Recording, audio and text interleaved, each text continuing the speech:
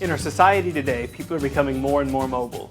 Where your parents or grandparents may have spent their whole career with one company, young workers today are expected to have more than 10 different employers throughout their career.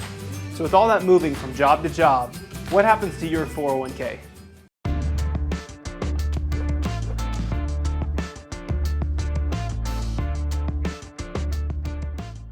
Well, the good news is that it's fairly easy to roll a 401k from company to company or out to an IRA.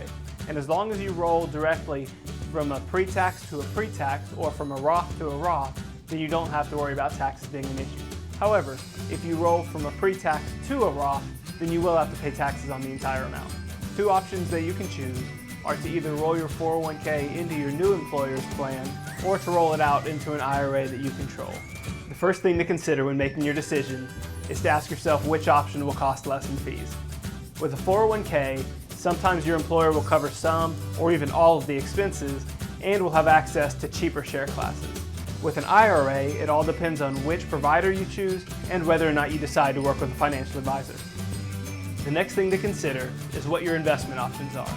With a 401k, typically you have between 20 and 40 funds to choose from that are selected by your employer.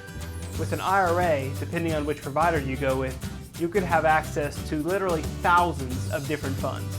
Now, if your employer chooses good funds, it might be nice to have those investment choices narrowed down to something that's more manageable. However, if your employer doesn't have good fund options, you don't want to get stuck with lousy choices. The last thing to consider is control. Your employer is ultimately in control of your 401k plan. They can choose at any time to terminate the plan, change funds, change providers, or add in any new provisions that may affect your use of the plan. With IRAs, you're in control. And that can be a good or a bad thing, depending on your investment knowledge and how much you trust your employer.